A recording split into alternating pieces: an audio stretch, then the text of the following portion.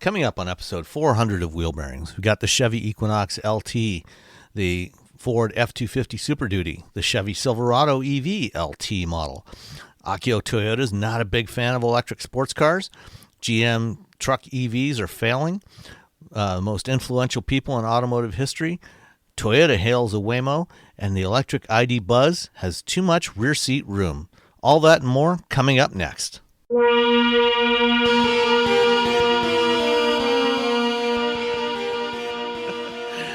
This is episode 400 of Wheel Bearings. I'm Sam Abul-Al-Samad from Telemetry. I am Nicole Wakelin from This Week We'll Do U.S. News. And I'm Roberto Baldwin, still at SA International. And Nicole, where were you last week? I was in Portugal last week, so What? I didn't. Yeah. I heard something happened there. Okay, can I just tell you guys it was the craziest thing ever? So the Please. power went out, Portugal and Spain, not like, oh, you lost a little power. No, like you have lost 2025. Like there's no power, there's no internet, there's no way to do a credit card. So we landed in Portugal and we were in customs waiting to get our passport stamped and the power went boom. And then we sat there for 45 minutes in the emergency lights. And then finally the Portuguese authorities decided, well, we can't keep these people here forever. So they're running us all through. And it was literally, they just flipped through our passports, like flip, flip, flip, empty page stamp, flip, flip, flip, empty page stamp. They were just getting people through so fast, you almost couldn't keep up with the line. They like opened every station. So flood us all through, but then we're in baggage, also dark. Parts of that super scary, pitch black. Just a couple of emergency lights. But they also can't make an announcement. They can't do anything. There is zero power anywhere. So they let us hang out there for a while. But then it was, you guys, it's getting too hot. It was like, I think almost like the high 80s outside at that moment. Ooh, so it's getting too hot. Mm-hmm. So they're like, you got to get out because your bag, some people had their bags they got. Some people's bags were still on the plane. Some people's bags were like somewhere between the plane and the baggage belt there. And they had no way of knowing where anything was because everything's electronic now. Everything. So everything's ground to halt. They're like, get out, come back when the power comes back on. And nobody knows when that's going to be. You can't hail an Uber because there's no internet because that also went down as a part of all of this. The line at the taxi stand had to have at least 1,000 people in it. So we were meeting friends who live there and we decided, okay, we're just going to walk. We're like, okay, we're going to walk to this other area. We walked like a half hour away from the airport, hoping we could get to a spot that wasn't quite so crazy, but would still have maybe a taxi. And we ended up finding an Uber. Some Uber dropped someone off and we saw a little Uber thing. And she's like, are you an Uber driver? Yeah, but I can't. The app isn't working. She's like, if we just give you money, will you take us where we need to go? Like, we will just give you euros if you will take us to our little apartment. Here's a handful of euros. Yes, take the euros. So then we get to the apartment, everything's pitch black. You can't see anything. And now this is like at noon, but you're walking up the hallways in this little tiny building with no lights. So then we have no food. At least you didn't have luggage to carry with you. Yeah, yay. But then we have, I travel with cash, but not cash, a lot of cash. So Russ, I'm like, Russ, like 40 euros. Right? So we have all the euros we have are what we have between the two of us. You had to give a bunch of them to the Uber driver. We gave them to the Uber driver. Then we're trying to find someplace open. The ATM machines have lines that are like 50, 60 people long at all the ATM machines, if they're even working and still have money. The grocery stores are wiped out of everything that's non-perishable. Restaurants aren't open. Except for we found this one restaurant that had a grill that they use a propane grill to grill meat. So it was like we had that grilled sausage. That was like the only thing. Then like some cheese that was like non-refrigerated cheese and like hard salamis and stuff that are things that don't need to be refrigerated. Nice. Yeah. And it was, I'll tell you what, wandering through the streets of Lisbon back to our place, it got dark faster than we thought. Pitch black. That's some scary stuff, man. Like not a street light. Nothing. And the power didn't come back on until about 12:30 that night. I think 12:30, 1 o'clock in the morning for us. And it depended where you were. Were you asleep and then everything is up? We were like, it wasn't just that everything came on. Apparently, every light in the building was on. It was like, like the lights on in the bedroom. And Russ and I are like, I don't even know where the light switch is. I can't find anything. So it was a little sketch, and I'm like, okay, we should get a couple of clothes. I had to buy saline solution. Like, I have nothing. But we went into this one store. I'm like, she was open. I'm like, are you open? And she's like, yeah, well, but I don't have power and it can only be cash. So I'm literally like trying on shirts in the dark. I can't see. I'm like, well, it feels like it fits. Okay, we're going with this one. And then I'm looking at the prices. I'm like, 20 euros, 22. No, put the 22 euro one back. Get the 20 euro one because I don't know how long I'm going to have to make these euros last. So it was crazy. It was very crazy. And then 2 more trips back to the airport, hours in the airport trying to get our luggage. Everything. Street lights are out. Traffic lights are out. It was the strangest thing. But kudos to the people of Portugal. Everyone was super nice. It was very good natured considering. Portugal is wonderful. Yeah. The buses were the way that most people got around, and the bus lines were terrible because everybody that would have been on a train or would have been in Uber or whatever is now taking the bus. Everybody's on the bus. So the lines are terrible. But you know what? People were really nice. So go Portugal. It was chaos, but it was the nicest chaos ever. So instead of driving a car, I was trying to survive for 12 hours with no power in a major European city. And then I went on vacation. Yay. Yes. Well, at least the power outage didn't last that long because Nicole, I'm sure you remember 2003, the big Northeast power outage. Mm-hmm. That went on for like a week.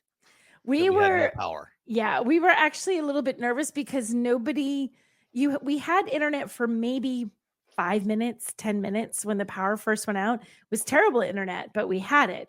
And you could do a little searching. And the funny thing was, it wasn't even being publicized anywhere. It's like, how is this possible? And it was all of Portugal and all of Spain. It was like a huge number of people. It took them time to publicize anything. I mean, people are stuck in elevators. People are stuck on trains in the middle of the country, like just stuck on the train. Everything shut down. So it was a little scary because we didn't know. And there was this sort of sense when they started giving information, people who had it, they're like, the authorities are saying they don't know. It could be, at one point they were like, it could be a week. And I'm like, well, this is going to be a rough week on vacation. And someone had said to me, well, just fly out. I'm like, how?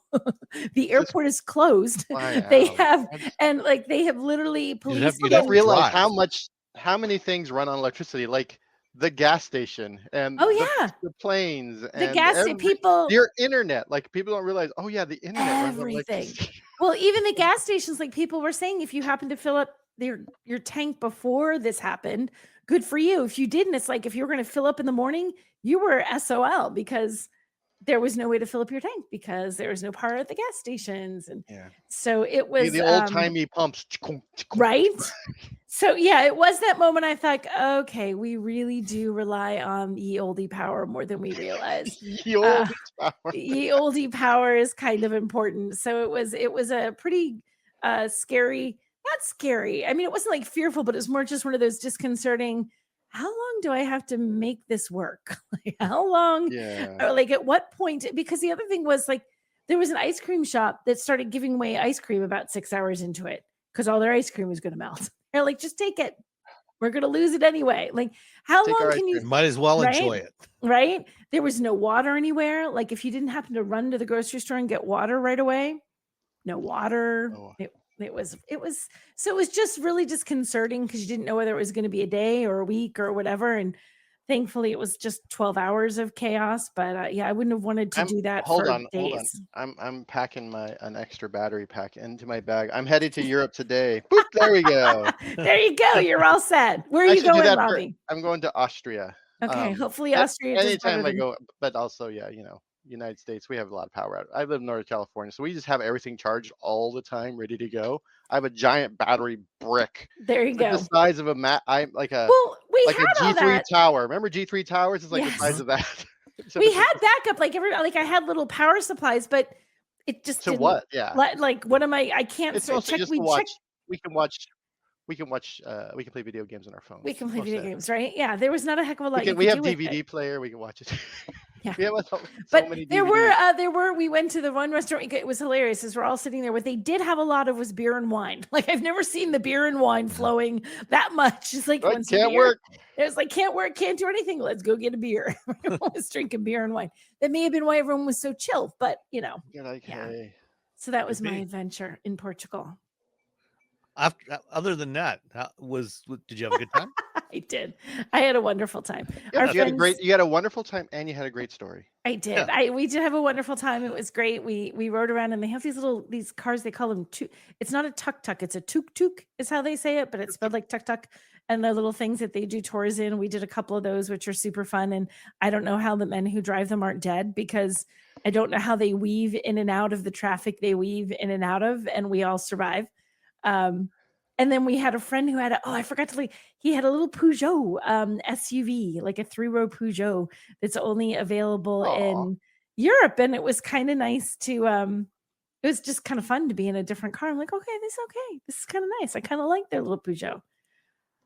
But they did tell me that they because it didn't have it, I felt like the interior of it was nice, but it wasn't super fancy, and they wanted super fancy. And the fun fact was they couldn't get the ones that have like any kind of wood or nicer trim in Portugal, because they literally won't make them for that market, because they say they don't sell enough, and because the pricing is too high. So I'm talking to American expats who had a certain expectation, and like, this is the highest trim you could buy. And I looked at, I'm like, okay, this is nice, but it's not fancy. It was kind of an interesting perspective on what the highest trim in a US model versus a model in Portugal.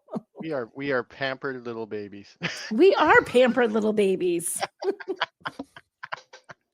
We are very much pampered little babies, but no, it was still really nice, but it was a different experience to see it. So yeah, that was fun. I did not drive it, however. All right. Well, Robbie, you did drive something this week. I drove last week. I did drive something. I drove the Silverado, the Chevy Silverado EV LT extended range. That's a lot. It has 390 miles of range. I know, it's so many miles of range. 390. So you're like, oh, that's great, but it also has a gigantor like battery pack. So I would charge this thing, and it just would I'm like, okay, I gotta go. I don't have time for this. or oh my gosh, this is going to be so expensive. So the last day I had it, I like to be a good citizen to the folks who have to pick up these vehicles. I know that some journalists will just give them a vehicle with like 10 miles of range, and I'm just like, those don't do that. So I like to give them, like at least 3/4 of a battery pack. So it was like about 20% or so, and I plugged it into my house. And the next morning, they didn't pick up till like 9, and it wasn't even 100% because the battery pack is so big. It was like Oh my 70% or something. And I'm like, oh, sorry, I thought I was gonna. And this isn't even the biggest battery pack that you can get in a Silverado EV. It's just ginormous. I think it's the 20 module pack, which is about 175, 180 kilowatt hours. I know the largest is 218. Yeah. So it's a lot of pack. During my drive, it got 2 miles per kilowatt hour. That was the average. During the time I had it, I drove it around, drove it on the freeway a lot. I picked some stuff. I picked up a lot of dirt in it. And it was fine. I didn't really have any use for the midgate, even though the midgate's cool. So that, you put this. You didn't put the midgate down and let Bowie and Nico run around in the back? Run around it now, because they get everywhere they go, it just turns into hair. And springtime, and Bowie's I have 2 corgis. I'm familiar with that problem. Yeah, it's not even the long. Like Nico has the long hair and Bowie has the short hair, but he's the one. Bowie, the short hair, he's the German Shepherd. He's the one that sheds like there's no tomorrow. You keep combing for an hour and still hair just keeps coming. I don't know what's going on. I don't know if he's growing hair as I'm pretty much. Him. So yeah, no, I had I think my big issue with this vehicle is that it has remember the avalanche and it has that sort of flying buttress deal going on versus just a straight like the F-150 Lightning with just a regular straight bed. Because of the flying buttress, it's I do see these in a lot of fleets. I think Southern California Edison uses them. I think Caltrans using them. A lot of like government fleets use these Silverado EVs. Oh, I saw a lot of. I was in Yosemite last week, and there was a bunch of them there in Yosemite. So that's cool, but I think for like workers, like people who use trucks for like landscaping, they have all the items that they the cages, all the items that they put on their Silverados. They can't transfer those over to the Silverado EV because of the flying buttress, and it's not a completely different back end structure from the exactly the gas. Yeah, and I'm sure it's probably for the midgate. So if, the midgate is something you need versus that structure, that's great. But if you're looking for something that you can take the the cage or whatever off the back of your current Silverado and put it on an electric vehicle, there's you can't really do that. And so I think that's sort of a bummer, really, to be honest, for those folks. That said, I think the Lightning also drives nicer. I feel like the Silverado, it's heavy. It's got a huge battery. It feels like it feels like it has a it feels like it has weighs almost 9,000 pounds. Yeah, it feels like it has a huge battery, and that's if you're going to tow, I think the TFL folks have shown time and time again, it's if you need to tow with an EV, this is the one to get, just because it has a ginormous battery. But if you don't need 400 miles of range, if you're not doing any towing, then you might I would probably say look at the Lightning. That said, tons of room. My brother was with me when I had it. He's also like 6'2". He sat in the front seat, sat in the back seat. He's like, dude, he's just a little guy then compared to you. Yeah, there's so much room in this car. Like no matter where you sat, no matter what you did, there was a ton of room. I was able to throw a bunch of stuff in the frunk. I forget, what did I put up there? Oh, I had a video shoot with GM that'll be going up on SAE at some point about vehicle to home charging. And after that, I had to go to band practice. So I shoved like a guitar amp and like a pedal board and a bunch of stuff in the front, and it totally fit. So if you're a band or you're a person who needs a truck, and frunks are great because you can shove things in them. So yeah, so it has a lot of that. Super Cruise act really weird in this vehicle. It was not. It felt like it just wasn't. I maybe need to be readjusted. Maybe the vehicle had been beaten up because journalists had a hold of it. I don't know what it was. It just did not feel up to par with my typical Super Cruise experience. Sometimes that happens. Sometimes something gets knocked out of alignment or whatever. I ended up just kind of turning it off. It felt it just felt like it was it felt like it was Super Cruise before Super Cruise.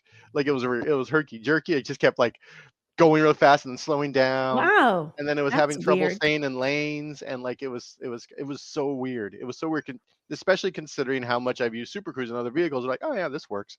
This not so much. And then of course I don't know what to do with my hands anyway, so I just have my hands on the wheel the whole time.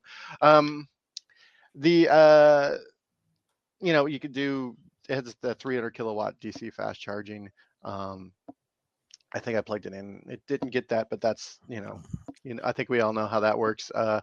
If you don't precondition the battery, if you don't, if the charging station is balanced, which means that you're essentially sharing it with everybody else, you're not going to get it to 300 kilowatts. That's fine. But if you're going on a long trip and you're hauling stuff, this is kind of the truck to get. If it's just the thing I remind everyone is it's just like a truck. When you're like, oh, this thing will do almost 400 miles between charges. I'm like, yeah, it's because it has a giant battery. It's the same thing with trucks. Like, well, my truck will go like 400 miles. I'm like, yeah, because it has two 20-gallon gas tanks. Of course it'll you're getting 10 miles per gallon. Yeah. And so yeah, and I like to think of again my chat with Peter Rawlinson about the miles per kilowatt hour sort of lining up with miles per gallon. 2 miles per kilowatt hour for a giant truck that weighs more than any all the cars I've ever owned put together, that's about 20 miles per gallon. That's pretty good for a giant truck. So 2 miles per kilowatt hour. And that was on the freeway as well. I did a lot of freeway driving when I had this thing. No off-roading, unfortunately. There's not a lot of off-roading that I could do. I mean, there is, but I would get in trouble. They had the charging thing in the back. What do you call that there? What do they call that? It's not Pro Power. That's Ford. Whatever. Yeah, they're AC charging. I don't think they have power an output. Yeah. And the what now they're I'm not even going to bring up Ultium anymore because it's so confusing. It's not the Ultium pack, or now it's the Ultium. The cells are called Ultium, but the architecture is the joint venture company with LG is Ultium cells. Cells, yeah. So the Ultium battery itself, I don't think has a name anymore. Yeah, right. I don't understand that. Anyway, the vehicle I had, the standard vehicle. Okay, so I'm pulling into a parking lot and I parked the Silverado. By the way, it didn't have the rear wheel steering, so I don't know how people live with these giant trucks. I don't know how you live. I don't know how you park. I don't know how you get around. I don't know how you just I was so happy to get back in my BRZ afterwards. And during my time with this truck, the Slate was introduced. So I'm down sitting in a Slate in Long Beach. I'm like, oh, this is really nice. After sitting in this giant truck, I understand why people buy giant trucks. It's too, yeah. The people behind me in other giant trucks are like a car and a half length behind me because they don't know how big their truck is. And I'm like, come on, I've only had this for a few days and I know how big this thing is. Anywho, I'm pulling into a parking lot. A gentleman, I get out of my car and a gentleman drives up and he says, "Did you pay $100,000 for that truck?" And I said, "No." I do the thing I always do when I'm talking about vehicles. I'm an automotive reporter or journalist, and I don't own this vehicle. I'm reviewing it, so you can ask me whatever. He's like, "Oh, okay, cool. All right." And he drove away. The thing is that when they came out there, you can only get the $100,000 version. So now in people's brains, every Silverado is $100,000. That's it. Now, how much was yours? The standard vehicle price, $73,000, 100. And then after all the stuff they put on there, the LT package and a bunch of other, shenanigans, is $85,000, which is still $15,000 shy of $100,000, which, by the way, $85,000 still a ton of money. Yeah, it's all the money you have. That said, when these automakers come out with these new vehicles, and of course, they go for the top end because, they want to get as much profit out of these vehicles before they start introducing the lower trim packages. In the public's eye, no, people are not going to buy this vehicle because they just assume it starts at $100,000. Right. It's set now. People are going to fit. That's what it is. And it's going to be hard to break that conception without significant effort. Or making it even worse, you announce the vehicle with starting at $40,000, which is what Ford did with the Lightning. And actually, when GM first showed the Silverado EV, this is before they started jacking up the price. They said, and we're going to have a $40,000 version as well. But that's never actually been available. And this $74,000 base LT is the cheapest one that consumers can buy. Yeah, no, it's such a kick in the face to consumers on one end where you say, the Maverick's $20,000, and now you can't get a Maverick for under $27,000 like within a few years. And then it's you and a lot of this has to do with sort of like, well, Tesla does it, so it's okay. I'm like, well, it's not okay. Make it okay. People are so angry because they never got their $35,000 Tesla. I mean, it was available for like a week, and it was like a secret menu, like an In-N-Out, where you had like get a Tesla animal style in order to get the $35,000 one, and it only came with like 2 wheels or something.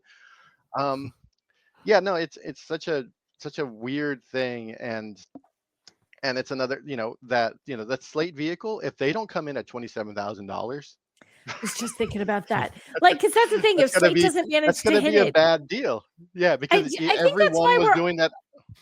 I think that's why we're also not nervous about it. But there's a lot of like, well, that'd be great, but like, so far that never the really bait and comes switch. to fruition. Yeah. And it's like the automakers have done it enough. It's not as like people don't trust Slate. It's don't trust anyone. Like, sure, it's gonna be that cheap, It's not. Yeah, it you has know? nothing to do with Slate. This is a Right. people who've been doing this for a long time and understand how this works. Yep. Where you're like, yeah, it's going to be $20,000. Psych. Yeah. No, There's been it's too much. There's been too much psych in the world of automotive pricing. agreed. That said, yeah. So Silverado, it's a good truck if you want a midgate. If you have a giant, if you got kayaks, if you deal with a lot of large woods, it's pretty cool. Yeah, you can put the dogs in the back and I'm going back and forth. Like, woo, exciting. So yeah, let's see. What was the destination charge? What do you think the destination charge was on this truck that weighs more than like 3 elephants? $1,495. 2,100. Oh, almost $20,095. No, not $2,095. You're $5 Wow. short, Sam. So, $2,100. It's crazy. $2,100. Yeah, That's too much. $2,100. So if you just got the $73,000 one, boom, now it's $75,000. Just like that. Just before. They also had a package discount, which I don't know what that was. Yeah, $1,500 for a fixed sunroof. Okay. So next week, when you're talking about driving a great big truck around next week, we're going to be visiting my daughter, and we have to put up a section of fence. And Russ is like looking at a rental car because he wants to be able to carry the fence from wherever we get it. And I was like, well, he's like, maybe I can get a truck. I'm like, oh, okay, fine. It's just a weekend, rent a, some kind of pickup truck. So he's like, all right. He's like, what about this one? And it's literally only $10 more than what it is to rent a 3-row SUV. but you know what it is? It says Ram 2500 Bighorn or similar. I'm like, wait, we don't need that much truck. Is there? Where's one down for? It's the only option.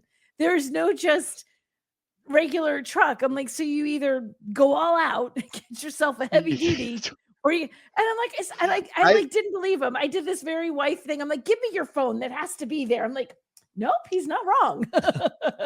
This weekend, I saw two raised heavy duty trucks, a Ram, the Duramax, and a F250. Both of them had been raised with the tiny off-road wheels with zero sidewall, and both of them were hauling trailers, and both of them were doing the Carolina squat, which is where the back of the vehicle is down and the front is pointed like sort of up. So they as if you can see out of them even when they're at the correct right now orientation. aim them to the sky. Within 5 minutes, I saw two of them, and I'm like, well, this is like, you could have got a hitch that you can get that hitch that goes down. They sort of like gives you that. No, they didn't get the correct hitch. They did pay for the expensive truck, all the lift kit, the shiny wheels, the tiny tires with off-road tread that's going to wear down in like 6 months. They did all those things, and then they had to tow something, and suddenly they're like, boop, pointed at the sky. And both times I was like, you ruined the reason for that. Those trucks, the reason for those trucks is the haul thing. The whole purpose of that. But you know what? Do whatever you want to your vehicle. It's not my business. I mean, I'll make fun of you in the podcast. We'll mock the heck out of you, but if you are my family member, I will mock you. But I've been very fortunate. Like one family member, he works at a Mercedes-Benz dealership. He has a Honda Odyssey for him and his kids. Oh, that's very practical. Another family member, he bought one of those. He had a V90 Volvo wagon. Okay. So I'm like, okay, all right. At least my family members are doing the right thing when it comes to cars. I don't think I. Well, no, there was one who bought a truck and thought he could go he could go into the mountains and it'd be fine. Just a 2-wheel drive, big yellow truck. How'd that and he's go? like, we can take it to Tahoe. And I'm like, no, we can't. I'm like, do you understand how traction works? And he's like, what? I'm like, there's no weight in the back. He's like, what? I'm like, we're taking my Subaru. He's like, okay. Did you know you can support Wheel Bearings directly? Head to patreon.com/wheelbearingsmedia and you can become a patron today. Your contributions will help fund the platforms and tools we use to bring the podcast to you. And exclusives and improvements are already on the way thanks to your generosity. So if you want to be part of an automotive podcast like no other, head to patreon.com/wheelbearingsmedia. We've updated the Wheel Bearings merch store, and now there's a whole bunch of new choices, new colors, new styles, t-shirts, sweatshirts, hoodies, hats, mugs, travel mugs, stickers, aprons, tote bags, you name it. You can get your Wheel Bearings merch at shop.wheelbearings.media. Go check it out. That's shop.wheelbearings.media. Well, speaking of big trucks, Yes. last week we talked about the Ford Super Duty Platinum Plus package, which starts at $100,000. And when Ford did this little briefing at their headquarters, and they offered me a driveway loan of a Super Duty truck for a week, and I said sure, but can you because I actually had to drive to Dearborn anyway, which means I would have had a car there, which would have made it challenging to leave that there and drive the truck back. So can you just deliver the truck to my house? Sure. And so instead of the Platinum Plus, they sent me a cheap, quote unquote, cheap F250 Super Duty. So the one that I got is an F250 XL. At least that's what it says on the Monroney. It's an XL, So it is which a is cheap. It is the base version of any Ford truck is the XL trim.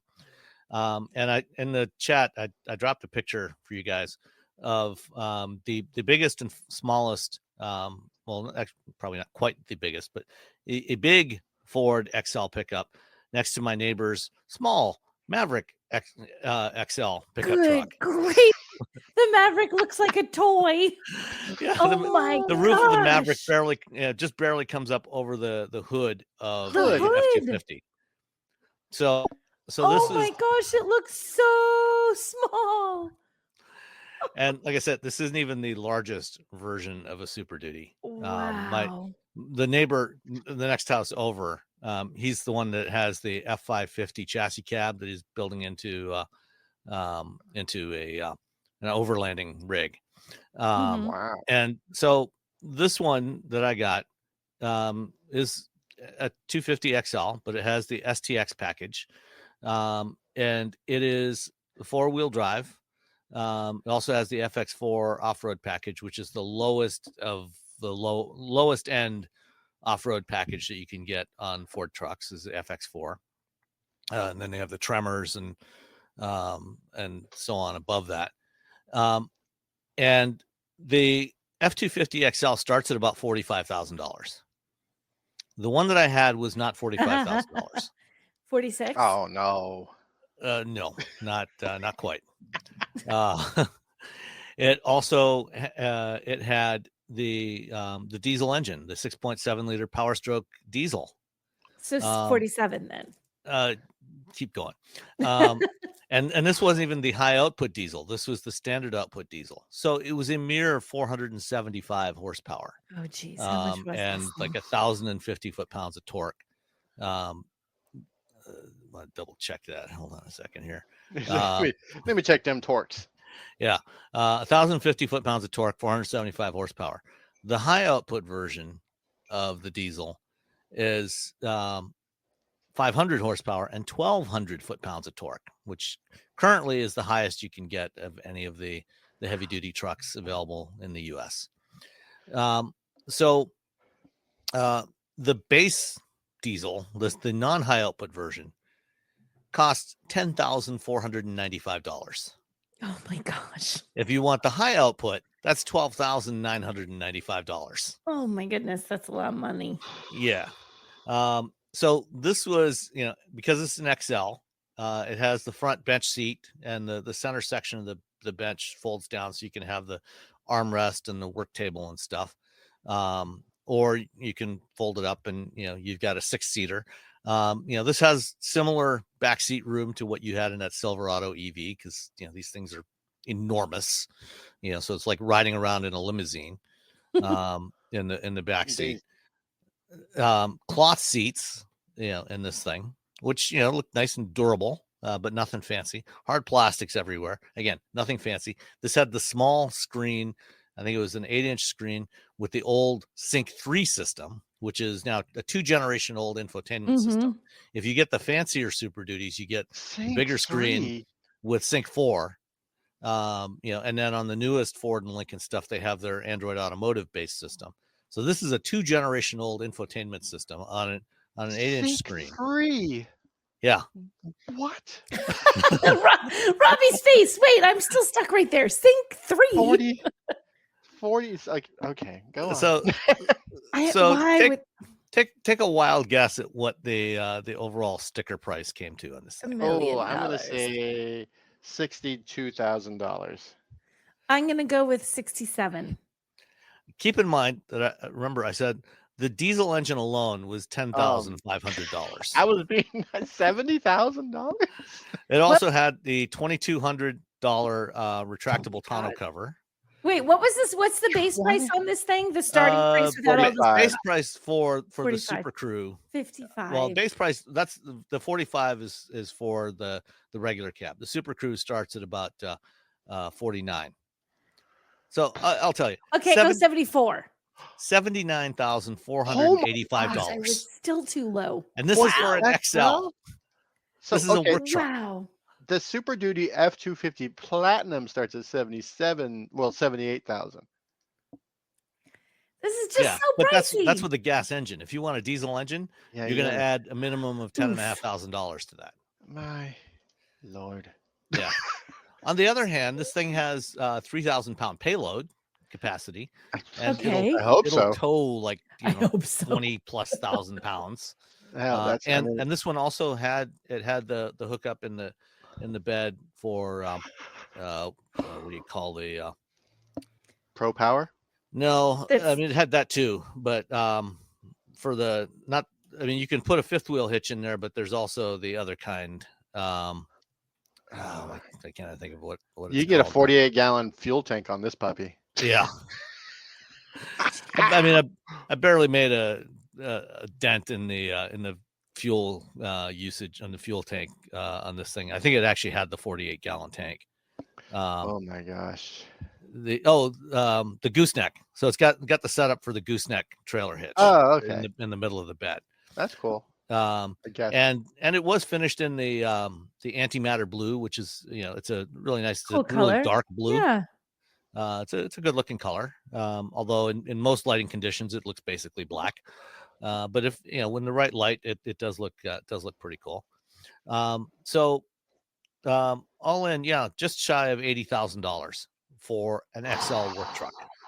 Oh my goodness. Yeah. That's so so much. Trucks are expensive.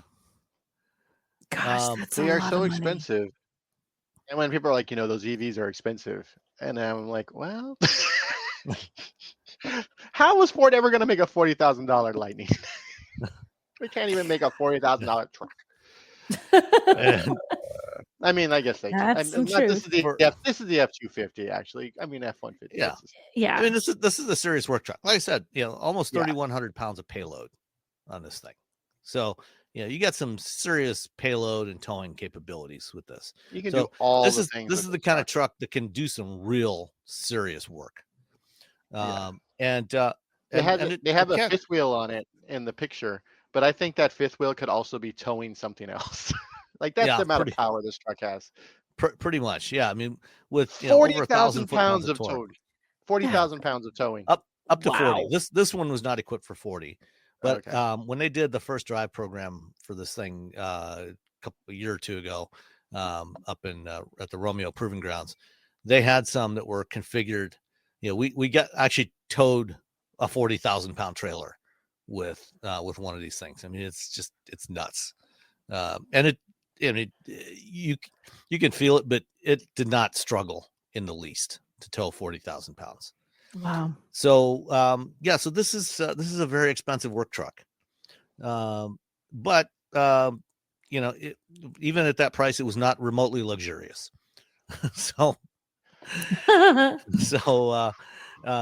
and I as a heavy duty truck, it does not get an official EPA mileage rating. I took it out on my mileage loop, and I averaged 15 miles per gallon with it. which, Okay. for a truck that weighs almost 8,000 pounds empty with that diesel engine. It's also the diesel. Yeah. So you're going to get a little extra something Yeah. with that. Yeah. But that's, if you want to do that heavy towing, you need the diesel. That's the one to get. Yeah. So you want to take a guess at the destination charge? Oh my God, 2,100. It's going to go $2,295. Robbie got it. It's the same $2,095 as the Silverado EV. Boom. Yeah. Wow. $2,100. And these are built at the Kentucky truck plant. So even though it's U.S. built, it will still be subject to some pretty hefty tariffs because that diesel engine, those come from Mexico. Dun, dun, dun. So that diesel engine is going to be a lot more expensive. Maybe you don't need to haul as much stuff as you think you do. Yeah. So the other car I was driving, and the reason why I had the Super Duty delivered, was the 2025 Chevrolet Equinox LT all-wheel drive. So this is the new gas version of the Equinox, which this year, last year when they redesigned the Equinox, they took it from a softer kind of style that the previous gen Equinox did, and because they already kind of had that on the Equinox EV, they made the gas Equinox a little more rugged looking, a little boxier than before. And I kind of like the design. It's pretty cool. It's about the same size as the previous gen Equinox was. Has the same 1.5 liter 4-cylinder turbo, 175 horsepower. The interior, I think a couple of years ago when we went to Hawaii, and I rented an Equinox while we were there. And I did a review then. It's like, that vehicle was adequate, but thoroughly unexciting, and the interior definitely felt down market. This one, I hesitate to say premium, but it certainly felt a lot better, a lot nicer looking, much closer to premium than the previous generation was. It's got an 11-inch center touchscreen with the Android Automotive infotainment system in it. 11-inch instrument cluster display, digital instrument cluster display, active noise cancellation, all the good stuff. This was an LT, which is the base trim level, which starts at about $29,000. And then when you add on, all-wheel drive and assorted other stuff, brought the grand total price up to $36,620. Guesses on destination for this one? 18. No. 14. $1,595. Robbie got it again. $13.95. Oh my gosh, I stink today. Almost right on. Living the dream today. Yeah. My brain is, why? Because it's later in the day. My brain's all firing on. You're all ready to go today. Six of the 12 cylinders it's supposed to be firing on. So this one also built in San Luis Potosi in Mexico. Looking at the Monroney, for vehicles in this car line, U.S. and Canadian parts content, 15%. Oof. Major sources of foreign parts content, 49% from Mexico, which means 64. So 36% comes from other parts of the world. So 85% of the parts in this thing are subject to a tariff, plus the 25% just because it's assembled in Mexico. Mm-hmm. So this thing is soonish going to get quite a bit more expensive, I think. Yeah. It's this one, the all-wheel drive LT. This is on 17-inch wheels and tires, or 18s. Sorry, 18s. It's rated at 24 city, 29 highway, 26 combined. I got 28 on my fuel economy loop, which is okay. It's comparable to most other gas, smaller crossovers, but nowhere near what you can get with a hybrid RAV4 or CRV. So definitely, when you decide to go for a crossover instead of a similarly sized car, you are going to spend a lot more money on gas. Just It's physics. This is how it works. Yeah. Yep. It's physics. Boo. Yeah. It's the law. It's not a bad vehicle though. Yeah, it's true. It is the law. It's Newton's law. Newton's first law of motion. So it's not a bad vehicle overall. I like it. It's roomy enough. It's reasonably comfortable to ride in, drives well enough. It's not super speedy. But when you opt for all-wheel drive, one other big advantage you get is no CVT. You get an 8-speed automatic instead. Woo! So that helps. It's got no Super Cruise, but it does have adaptive cruise control and lane keeping assist and blind spot monitoring and all the other good stuff. So it's pretty nicely equipped. Even on this LT model. All right, so that's the 25 Chevy Equinox LT. That's it. Yeah, all trucks all the time. And since Robbie is short of time and has to go in 15 minutes or 16 minutes, I got to catch a plane. Yeah, I want to jump to one of the questions that we had. We'll do the others at the end. But we had a question from David and Robbie. Since you're the only one that talked to the Slate folks, because they're still ghosting me for some reason. Sorry. David asked. Question that should have been asked about the Slate vehicle is that it's a high voltage vehicle and should not be worked on unless you are trained on them. Very easy to kill yourself if you do not know what you're doing. Given that this is being promoted as very much a DIY vehicle. Any thoughts on that, Robbie? I think the idea is you're not going to be working on the actual battery pack with these vehicles. You're going to be doing all the sort of, if you want to lower it, if you want to, all the sort of other things that you can do to a vehicle. If you want to take a panel off, if you want to remove the rear window of the cab, if you want to add stuff to it, it's a lot of that stuff. It's sort of the sort of body stuff and suspension items is what they're talking about when they're talking about. Now, no one should be working on the should be working on the electronics or the battery packs of these vehicles without being properly trained and having all the proper equipment. There was a point where properly grounded. Properly grounded. There was a point where when I worked at Engadget, we were going to do a retro mod. We were going to do a video series. I'm not resto mod, and make a vehicle into an electric vehicle. Take an old vehicle, make an electric vehicle. This is actually like 10 years ago, maybe. Anyway, it was back when it wasn't that expensive. Now it's very expensive to do this. I don't know how it got more expensive. Now with more electric stuff, doesn't matter. Anyway, part of the pitch and part of the reason I felt like we could do this was because I have a friend who currently he works for another electric car company, but at the time he worked for Tesla. He was a service person. Before that he was a Mercedes-Benz master mechanic, and so this is a person who has a lot of experience dealing with high voltage batteries. And that's why I felt like it would be safer for us to do this, because we had someone with deep knowledge and real world experience with these battery packs. So what I'm saying is, if your Leaf acts weird, don't take it upon yourself to do that. And the same thing if the Slate, again, the battery pack, the motors and stuff like that, that is not stuff they're going to want you to work on. It's sort of everything else that you would work on for that. Cool.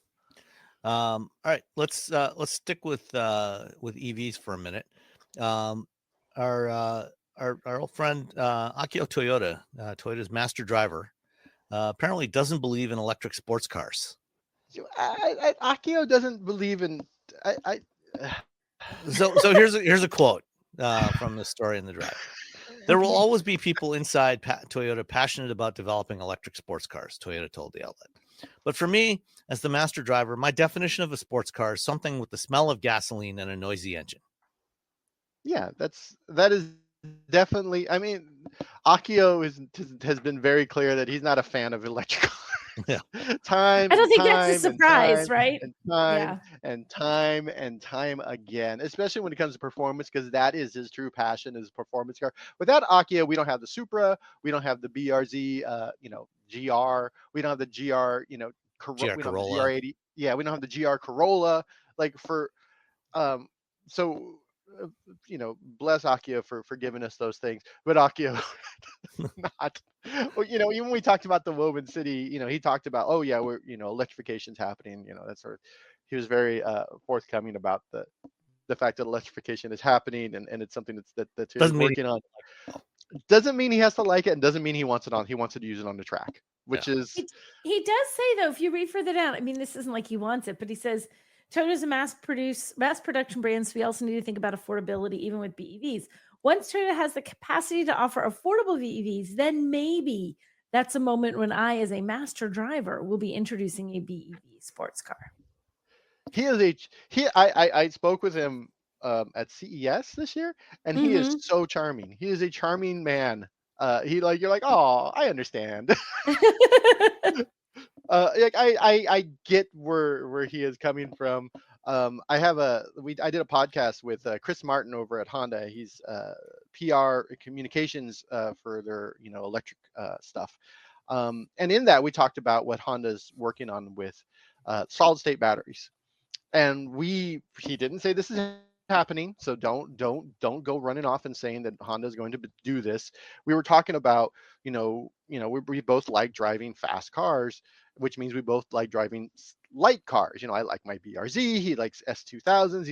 He's imagine a world where you could have an S2000 that feels exactly like the gas S2000 because of solid state batteries. So I think for Toyota, they're gonna.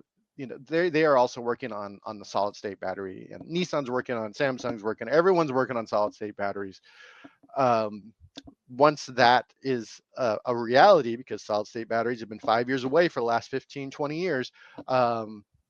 Once that's a reality, then you're going to see a lot of people who are sort of like EVs, sort of excited about the idea of driving a Miata that is, has a solid state battery, or driving a something like an S2000 from Honda that's a solid state battery, or a GR Corolla that's a solid. That said, I love rolling my own gears. That's I love EVs, but I also love my BRZ.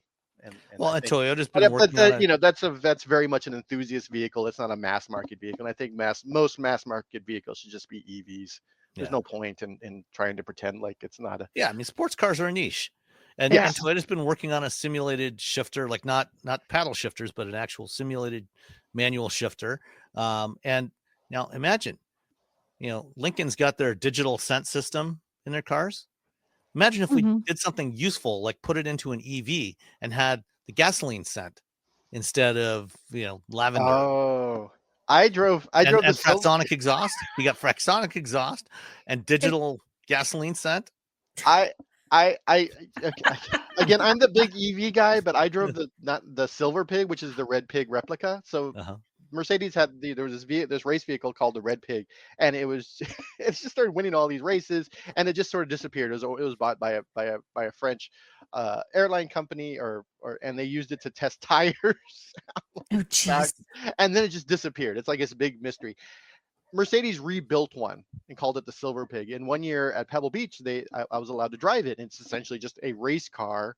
They put a synchro in it, so it's easier to shift. But it's just like a 60s, 70s race car.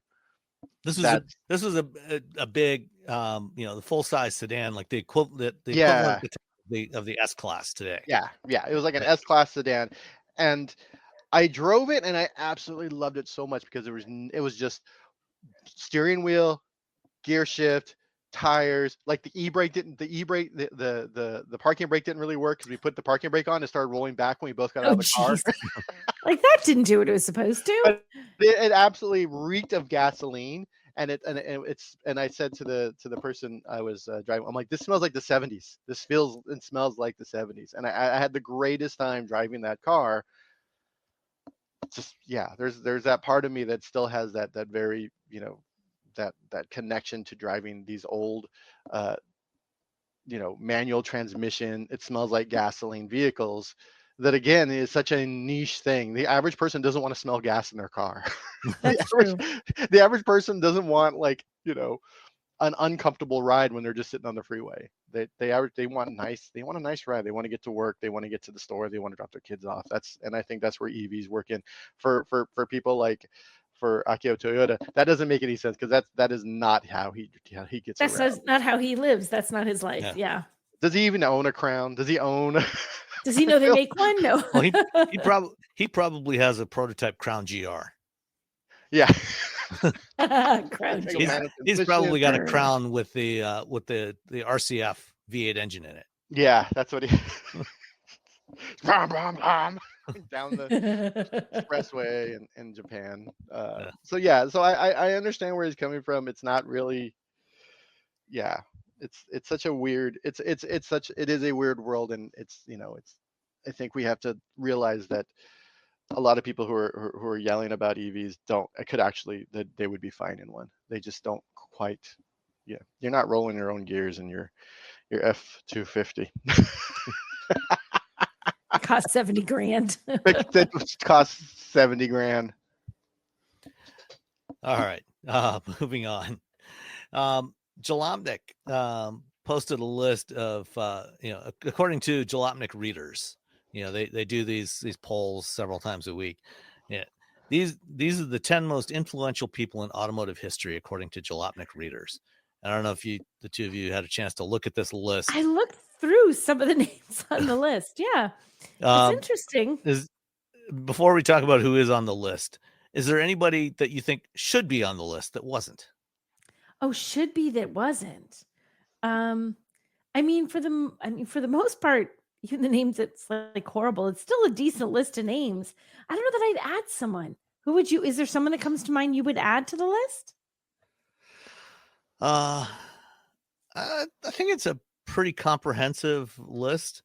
What about you, Robbie? I'm looking through the list now. It's got Toyota on there. Does it have the Ioniq? Yeah. Who is the gentleman? I can't think of it. I can't think of anyone off the top of my head. I like I want to put Dr. Z on there because he was in those Chrysler ads, and I've spoken to him, and he's such a Dieter Zetsche. But was he actually really all that influential though? No, not really. I think he was an interesting guy, but not very influential. I think he steered Mercedes to being way better than it was. I think he once they dumped Chrysler, he did a great job of sort of turning Mercedes around and making it like totally an automaker that everyone wanted, not just your the mid-level managers. Yeah, and even before they divorced Chrysler, I mean, the Jürgen Schremp era for Mercedes was not a great era in terms of their product. That was Zetsche's predecessor, and that's when their quality really went down. They decontented, cheapened the vehicles, and Zetsche, I think, did a really good job of kind of getting them back to their roots. Yeah, but I don't think it's not influential though. Yeah, so let me go through the list real quick. Starting off with Ferdinand Piëch. Definitely very influential in a lot of ways. Some good, some not so good. He was the mastermind behind the Porsche 917, the Audi Quattro system. He acquired Bentley and Bugatti, and put out some insane models under those brands. And then Dwight Eisenhower for building the interstate system. Although you could argue that, the Autobahn system, was the same concept done earlier by somebody else. Henry Ford, of course, Carl Benz, created the first somewhat practical internal combustion vehicle. And then Thomas Midgley Jr., the man who discovered that tetraethyl lead in gasoline, which was, did what it was supposed to do, but also had a lot of very bad effects. It's like good, but yeah. And interesting choice here, Adolf Hitler. So now this is more Ferdinand Porsche. Yeah. His idea, and Hitler just sort of glommed onto it and told him to do it. That doesn't make them, it doesn't make Ferdinand Porsche a great guy either. To be like, whatever you say, Hitler, I'm totally down. It was very problematic. Right, exactly. Well. Yeah. Yeah. not quite as problematic as Adolf, but Adolf Hitler. Nobody yeah. is. he Yeah. had issues. It's- Bob Lutz. Again, I'm not. He had an impact on a lot of car companies.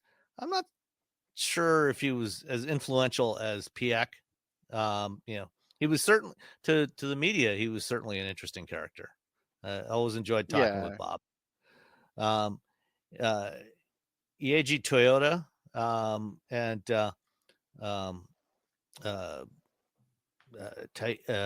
what's his name? Taiichi Ono, they created the Toyota production system. And Alec Isagonis. I've never known quite the proper pronunciation of his name, but he was the creator of the Mini transverse engine front wheel drive. Brilliant packaging. And of course, Lee Iacocca. He brought us the That Mustang. definitely sounds good one. Yeah, those are some. I mean, that you can argue them, but there's nothing on there like doesn't belong at all. Like they all have. Well, I still think Hitler could just be Porsche, but Yeah. I think Hitler just like sounds cool because everyone likes to say the people, the Volkswagen Beetle was invented by Hitler. Well, that's kind of okay. Kind of. And sort of. arguably, Ferdinand Porsche didn't even really create the design of that vehicle either. I mean, it was more like, hey, we want you to make a car that I think it had to go 50 miles an hour, carry a family of 4. Oh, there were some other just make this thing and have a certain price point. Yeah, and a certain price point. And so, weirdly, not weirdly, coincidentally, I'm helping someone get their 67 Beetle convertible running. Nice. Cool. I love old Beetles. Those are fun. I've always loved sell them. it. So if anyone's looking to buy a 67 Wolfsburg Beetle convertible, I don't know, find me on the internet. Just you can reach us at feedback@wheelbearings.media. There you go. I'm on the internet. All right. I think it's in Northern California, so we're not transporting it. All right. I got a motor, everyone. I have to jump on a plane to the Austria. Yes, have a safe trip. Speaking of Hitler, I'm going to Austria. Speaking of Hitler, hopefully the power's still on when you get there. Right. The world's worst segue. I'm going to. All right, bye. All right, bye. Bye, Robbie. Okay. Let's see. GM V8s. General Motors makes a lot of V8 engines. They put a lot of them into trucks. And recently they've had some issues with one of the variants, the 6.2 liter, over the last several years. Yes. And they just issued a big recall on these things. But before they got to the recall, this number is crazy. So go ahead. 28,000 of these engines failed. So sometimes you see recalls, and you guys, it's like we had 4 or 5 vehicles that had this issue, or 6 or 7 or 10, and we started investigating. We discovered there's issues with the recall. 28,102 before recall was issued. What the what? Yeah. Let's see. 42 of the failures were also accompanied by fires. So, we're talking about catastrophic engine failures here, not just, not running right, but just completely died. Yeah. It says 14,332 of those involved allegations of a loss of propulsion. So your car just stops going. And which is not a good thing when you're, cruising down the highway at, say 70, 80 miles an hour, right? Or, cruising down the highway, with a 10 or 12,000 pound trailer behind you. Yep. Loss of propulsion, not a good thing. And this is in the time period. I mean, it's a couple of, but it's April 21st to 21 to February 3rd of this year. So almost 4 years. So 4 years, which is also like, oh my gosh, this was 4 years. This was presumably happening. And it took all that is a scary failure. Mm-hmm. Drivers may be alerted to the condition prior to failure from A, knocking, banging, or other unusual engine noises. Never a good thing. illumination of the check engine light, or engine performance issues, including hesitation, high RPMs, abnormal shifting, reduced propulsion, or a no start condition. Basically, your engine felt funny when you were driving. Like, oh, this feels weird. It could have been this. Yeah. So if you own a GM full size truck or SUV built in the last 4 years with 6.2 liter V8, which generally is a very nice engine, and this does not affect the version of the V8 that's used in the Corvette, which is also a 6.2, but it's a somewhat different variant of it. Yes. You should be getting a recall notice, and apparently the price tag, if you had one of these engines replaced out of warranty, it was a $10,000 charge for that. And they say, of course, if you had the warranty repair work done before this recall was issued, or you had the repair done, they'll reimburse you. There'll be a process, and you'll be able to get the reimbursement for your expenses. But man, that must have been. I wonder. Can you imagine $10,000 to replace that out of warranty? That'd be awful. Yeah. Well, I don't know if you remember last summer, my friend Casey, their Volvo XC90 had a catastrophic engine failure, which theirs was a very different situation. That one was just a freak accident where they had a pebble that was thrown up by a tire, got jammed in between the ribs on the serpentine pulley. Oh my gosh. So the serpentine belt on your engine that drives the alternator and water pump and other stuff, the pulley that drives that has ribs on it, so it's got more contact areas, so it can so the belt doesn't slip, and a little pebble got jammed into in between two of the ribs on that pulley, and as it was turning, it tore up the belt. Wow. The belt then when it shredded, it whipped around and struck the cover on the timing gears at the top. No. Which then this is a plastic cover on top of the timing belt and the timing gears for the camshafts. When that shattered, the belt came off the gears, and with the camshafts not turning, all of a sudden you had valves open when they weren't supposed to be. That they bent, and the engine died. Oh my gosh. They ended up replacing that. They got a new XC90 because they loved the car so much, and this was just a freak occurrence. They got the new plug-in hybrid version of it, to replace it. But and that one, Casey said that when they were looking at it for a brand new engine, would have been almost $20,000. Wow. And for a rebuilt engine to put in there would have been about $14,000. It's still such a huge amount of money. Yeah. Ugh. Wow.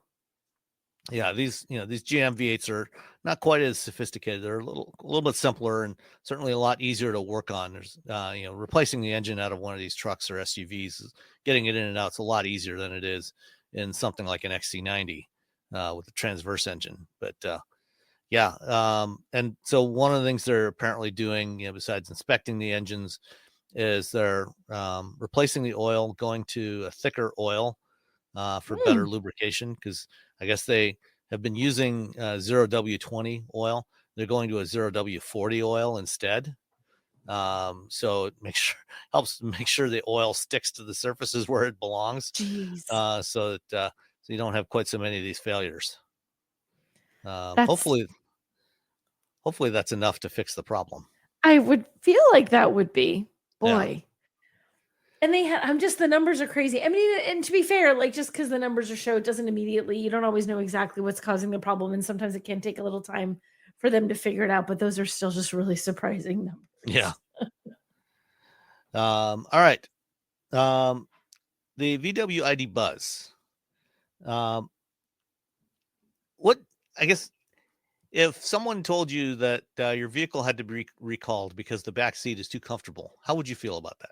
I would not want to do my recall. Be like, wait, they made it better than they meant to? You can make a car too comfortable? Is it like a 52-way power adjustable seats, or one step too far and it should only be 51? Like, what's no? So the ID Buzz, it's a minivan with 3 rows of seating. And the second row you can get it as a 3-person bench or as 2 captain's chairs. The third row is only meant for 2 people. It only has 2 seat belts. But unfortunately, it turns out that somewhere buried deep in the federal motor vehicle safety standards, there's a rule somewhere in there that says, if the seats are more than a certain width, they have to have a seat belt for each of those positions. And it turns out the third row seat, even though it's specifically contoured for 2 people to sit on, and only has 2 seat belts, it's actually wide enough that 3 people can sit in it, not comfortably, but 3 people can sit in it according to the rules.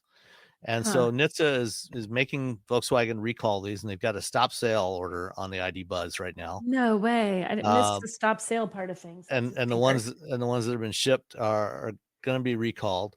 The fix apparently is to install a trim piece that will adjust the seat width. So sounds like they're going to put a piece of plastic on the seat so that you can't reasonably sit in the middle position on the seat. So it becomes. I'm scanning down this and trying to see just what's the, like, I wonder how wide is it, like half an inch too wide? I think it's like several inches. Several inches too wide. Yeah. That's crazy. Exceeds the maximum value allowed. That's ridiculous. Also, it'd be ridiculous, the idea that anybody wouldn't wear a seatbelt. It's 2025. Come on. You have to wear a seatbelt. Like, just wear your seatbelt, people. Yeah. So the official notifications will go out to VW owners, ID Buzz owners by June 20th. In the meantime, until they get the new parts, VW dealers aren't going to be delivering ID Buzzes. And so, that's too bad. That's a stinker. And it says they're going to fixed unpadded trim parts will be installed to limit the seating surface width. So hard pieces of plastic. If you want to sit on a hard piece of plastic, I guess you could still sit there, but they probably don't want to do that. Probably don't want to do this. It's going to be not comfortable. Yeah. Toyota is hooking up with Waymo. And this is an interesting one. Toyota, for years has been working on their own automated driving systems. They've also got partnerships in various countries with different automated driving systems developers. Here in the U.S., they've been an investor in May Mobility, a company here in Ann Arbor. In China, they're working with Pony AI, and they're supplying Pony with BZ4Xs to use as robo-taxis. And now they, let's see, how exactly did they phrase this here? Toyota and Waymo have reached a preliminary agreement to explore a collaboration. So we've agreed to talk about a collaboration. It's preliminary to explore the possibility of collaborating. Oh my goodness. On accelerating the development of and deployment of autonomous driving technologies.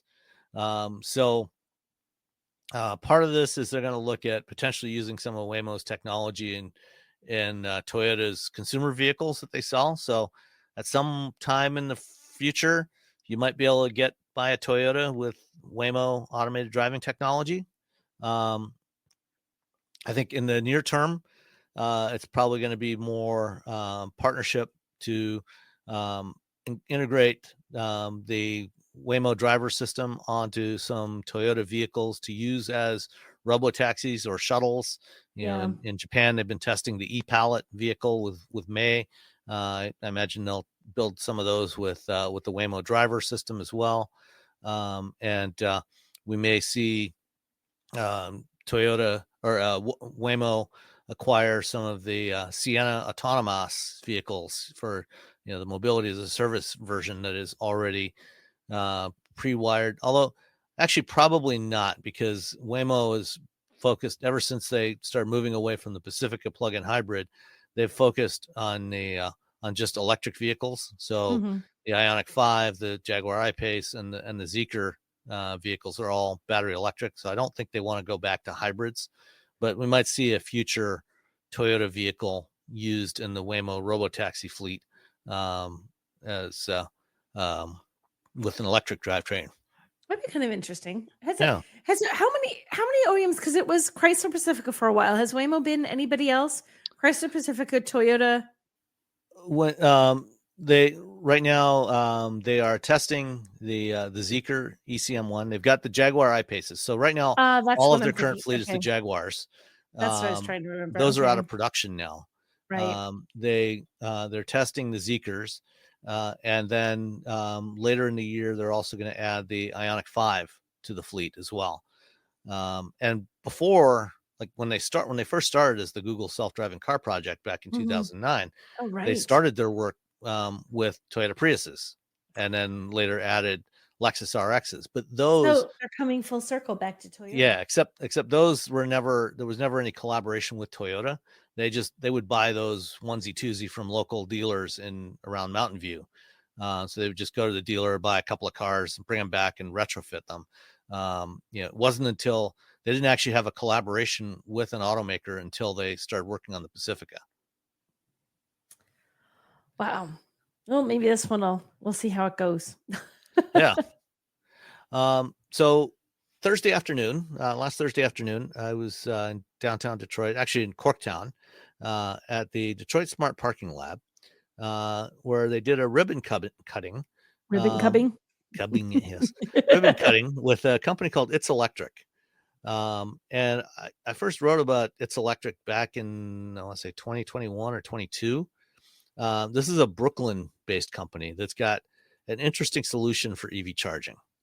In Europe, curbside charging is actually pretty common. It's all over the place in many European cities, but it's very uncommon here in the U.S. For reasons. Anyway, It's Electric has an interesting solution where they what they do is their business model. They developed a charging pedestal. It's like a 6x6 inch stainless steel pedestal, about 3.5 feet tall, with an outlet on it, and it's designed to be mounted curbside. And the way they're doing this, so that they don't have to mess around too much with getting power lines and everything, is they partner with property owners. And the first pilot they did in Brooklyn, they did it in collaboration with Hyundai, and what they do is they get property owners that are interested in having these chargers by their properties, and it can be businesses, it can be homeowners, and what they do is they will run a small trench to the building, tap into the power from the building. So just run a 220 volt line out to the curb and install these pedestals there. And it's no charge to the property owner. It's Electric pays for all of that. And then they, to keep it clean and simple, so you don't have cables sitting on the sidewalk and getting run over or vandalized or stolen. They have cables, so EV drivers that want to use the It's Electric chargers, you go online, you register for an account, you request a cable, they ship you one, and you keep that in your car. And it's got, on one end, it's got the same type of AC charging connector that they use in Europe. It's called a J3068 connector. It's similar to the J1772 connectors that we use here, but it has a couple of extra pins, so it supports three-phase electricity in addition to single phase. And then the other end is either a J1772 or a NACS connector. So they have either one depending on what vehicle you have. And so you just coil this thing up, throw it in the back of your car. When you pull up to one of these chargers, you take out your cable, you plug it into the charger, you plug it into your car, and you either tap an RFID card or use your app, use your It's Electric app to start the charging session. And when you're done, unplug the cable, stick it back in your car, and you drive off. And this is, I think, a really good, really cost-effective solution. It's not obtrusive. These chargers are they're pretty small. In fact, let me find a picture here. They look tiny. I saw the picture. They're surprised. Yeah, I saw the picture. They're not They're Yeah. they're surprisingly small. They're not. A lot of them are very bulky, and this Yeah. one is sort of This is small, sort of literally just a compact. little pedestal. Yeah. About 3.5 feet tall. And there's a sticker. There'll be a sticker on it with a QR code that you can scan to download the app, sign up for an account, request a cable, and because you bring your own cable and you take the cable with you, no worries about these things really. About people stealing the cables for the copper like they've been doing on a lot of DC chargers, things like that. They're not going to get run over by anybody. So I think it's a really good solution. And I had a chance to chat with Nathan King, who's the co-founder and CEO of It's Electric, after the ribbon cutting. And I will drop that in right here, and he tells us a lot more about this. All right. So Nathan, It's Electric. I think I first covered It's Electric a few years ago when you did your first pilot in Brooklyn with Hyundai. And this is for my podcast for wheel bearings. Okay. So explain, just give an overview of what It's Electric is all about. So It's Electric is focused on building out EV charging infrastructure in cities. And the way that we're doing that is focusing on what we call curbside charging. So that's putting EV chargers on the sidewalk to give drivers who don't have their own driveway or their own garage a way to charge overnight. We call this, I think I mentioned, curbside charging. And the reason why is it's very challenging if you live in a city to find a charger that's within a convenient distance from where you live. There's a couple of things too that we are doing that's different. One is what we call this community-based charging approach, where we work with property owners to actually pull electrical infrastructure from their building out to the curb to power the charger. There are other curbside chargers out there in the United States, but almost all of them, except for ours, rely on creating a brand new connection with a utility. And that process, and this is no shade to utilities, we're working with DTE in Detroit here, it's a very cumbersome process. So what we're able to do is say, okay, well, if you've got a spare 40 or 80 amps, and we just pull that out to the curb, and that's what we're charging our power, that's what we're powering our charger with. And then in return to that, we do that at no cost to the property owner. We actually share some of the revenue back with the property owner, so they can actually become our partner in the deployment. Whatever the cost is, their electricity is there. Well, we also cover the cost of the electricity. There's no cost of any kind to the owners. Okay. So we're covering the cost of the CapEx, there's the construction costs. Take care, sir. Hey, Warren. Thank you for coming out. I appreciate it. Well, did this do that? Yep, but yeah, I appreciate it. We'll talk soon. So we cover the cost of construction, we cover the cost of hardware, we cover the cost of power, and then on top of that, we share revenue back with the homeowner. So they see $0, but they also see positive, passive income coming in. It's about 20% of how much the charger is earning. And so this installation here is outside of the Detroit Smart Parking Lab. Yep. And you're getting power from this parking garage behind us. You can sort of see, this is a podcast, so you can't see, but you can see where the new concrete is. It's connecting these two chargers, and it runs back here to the building. Right. So the charger itself, or the post, it's basically like a bollard here on the sidewalk. Yep. And it has a plug on it. So how does this work for an EV driver pulls up to one of these? How's that going to work for them? What do they have to do? Sure. We haven't put our labels on yet because we like to do the photography, with the post looking nice and clean. But once we put the labels on, there's going to be a QR code. There's going to be a website. There's going to be a phone number. Driver's going to come. They're going to see that. They're going to be able to either go to our website, call us, or download the app, and then they can request one of these detachable charging cables. We'll send this to you. You'll get this in about 2 or 3 days. And this becomes your cable, no cost. We send it to you. This is keep it in your car. Just keep it in your car. And your routine driving habit is going to be, I was kind of describing this before, but you keep this in the car, one of these nice coats that we give you. And when you're ready to charge, you take it out of your back seat or your trunk. One end goes in the charge port. The other end goes in the charger. Let's see, maybe I can actually give the... And that's just the standard J1772 plug on there? Here, let me show you. So this is the J1772. It goes on this charge port. Mm-hmm. We can also give you one of these cables that has the 3400. Okay, so we're interoperable. It doesn't matter what charge port you have on the car. Oh, I guess we're not supporting CHAdeMO, but J7 DC anyway. So yeah, that's DC. So 1772 or the 3400. And this fork here is also a standard. It's a J3068. Okay. So I mentioned this a lot. Curbside charging is brand new in the U.S. There's maybe less than 1,000 chargers in the entire country. Over in the EU and the UK, they've got tens of thousands of curbside chargers that feature a detachable charging cable, all using J3068. So this is an industry standard for this kind of what we call socket-based charging.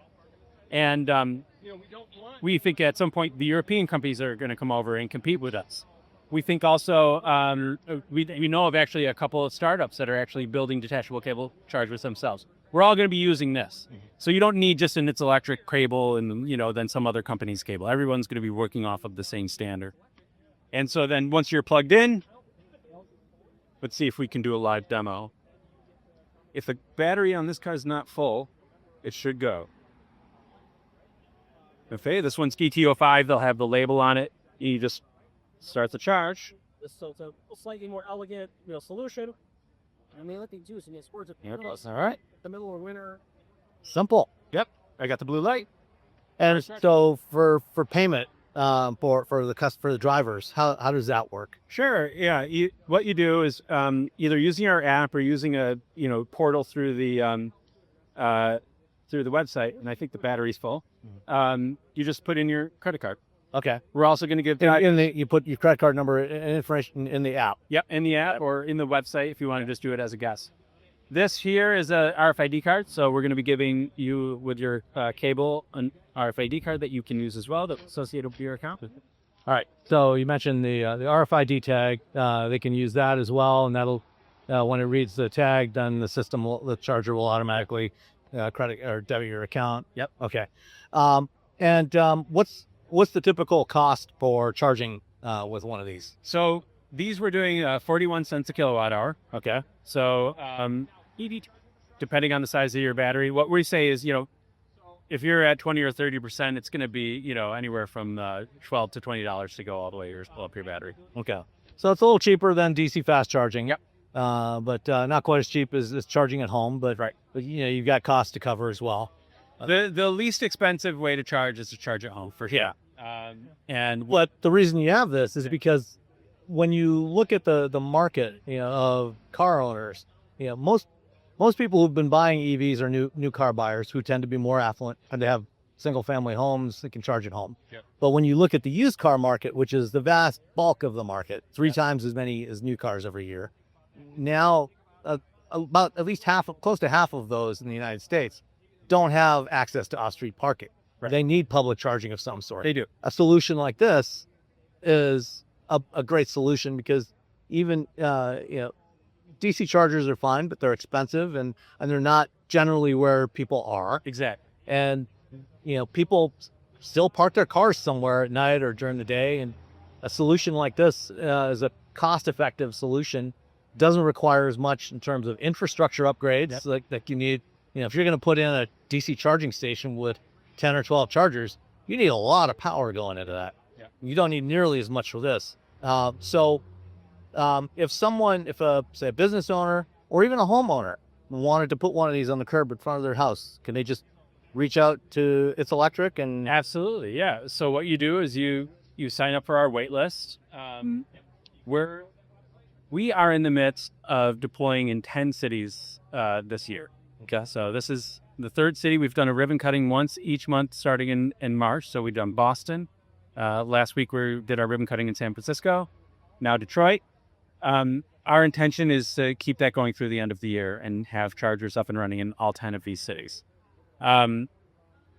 If you're in one of those cities, we want to hear from you because we're always looking for new properties to work with.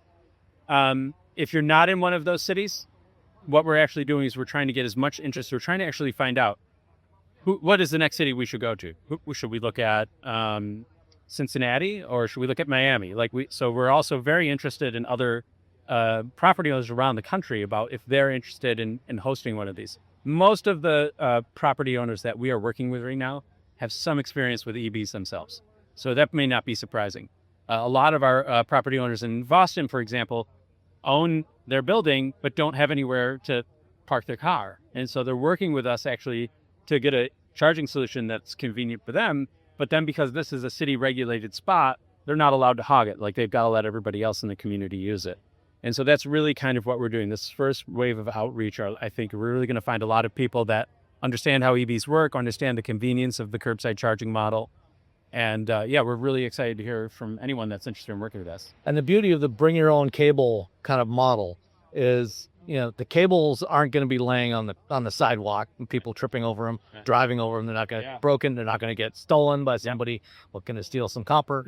So it's a nice clean solution when it's not in use. It's just about a 6x6 inch pedestal, about 3.5 feet tall. And just, it's unobtrusive. So I think this is a great solution that we need in cities. You mentioned earlier, we've got 2 here by the parking lot. And planning on 23 more right now for 23 city. We're in Corktown right now. So what areas of the city are you looking at? We've got some in Rosemont, Outer Hayes.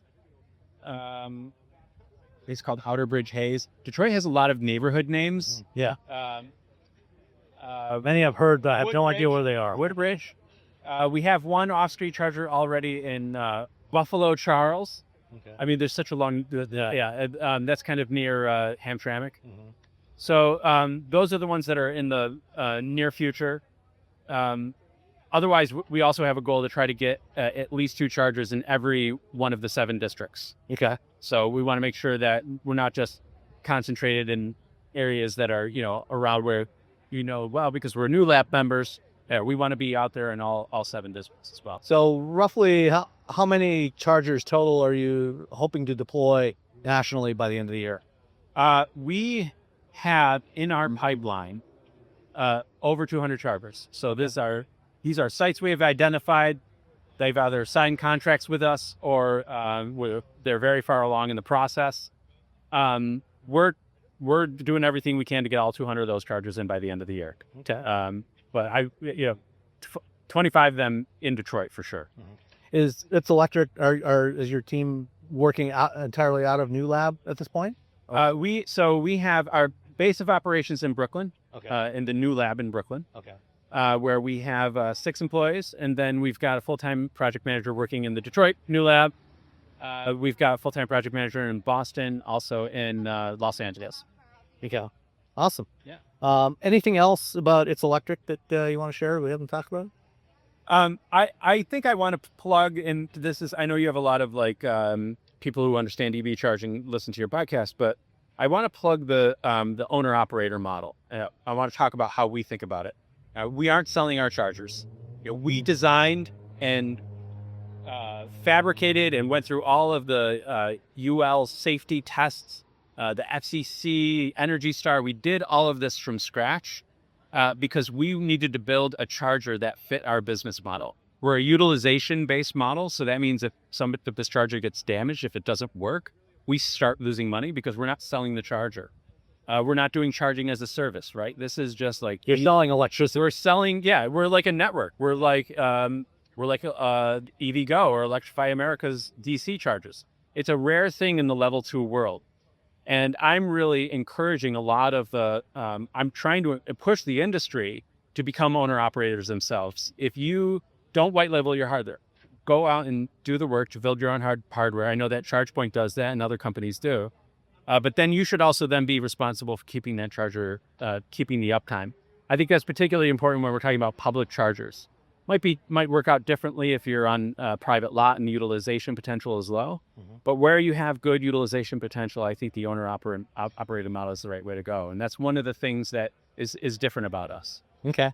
Well, I really like what you're doing, and I hope you're successful. Thank you. Because I want EVs to be successful, and I think models like this are a key part of that, of getting that success, of getting people comfortable with adopting EVs, so that they don't have charging anxiety or range anxiety. Yeah. You know, they know that almost anywhere they go, they can plug in, you know, and get some juice, and it's not going to be inconvenient for them. Yeah, absolutely.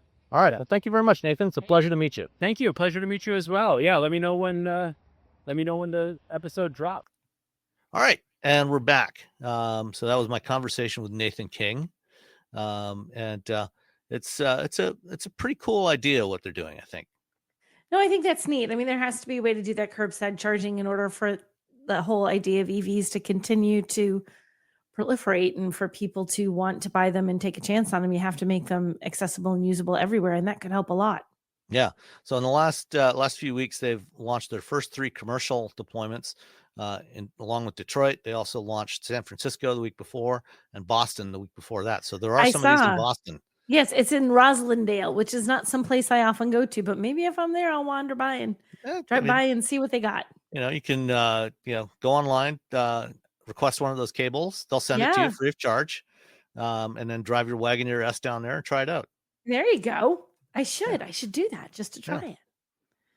And they're going to be putting a lot more of these out there. You know, as Nathan said, they're aiming right now, like for the Detroit deployment, they're going to be initially they're putting it. They've got 2 right now. Over the next couple of months, they'll be installing another 23, so 25 in total. Their aim by the end of the year is to have 200 of these chargers across 10 cities, and then growing from there. That'd be great. That'd be really great. Yeah, I hope it works. I mean, it's a nice concept. It's something that they just have not figured out yet. So yeah. All right. The Hyundai Ioniq 9, which I believe you and I will both be in Savannah next week. Next week, yes. Yeah. So Hyundai's announced pricing for the Ioniq 9. This is their 3-row electric SUV. It's unlike the Kia EV9, Hyundai has opted not to do a shorter range version with a smaller battery. They're going just with the bigger, I think it's roughly like 98 kilowatt hours or maybe 100 kilowatt hours, something like that, for all variants of it that they're selling here. And all of the versions that they're going to offer in the US have at least 300 miles of range, from the base rear-wheel drive S trim, with 335 miles of range down to about 311 for the all-wheel drive models. Not bad. They announced pricing. Base trim starts at $58,955, which, it's not cheap, but not outrageous, for these 3-row SUVs. It is, because this is built in Savannah with batteries produced by SK also in Georgia. It's eligible for the $7,500 tax credit for as long as that continues to be a thing. Yes, it is.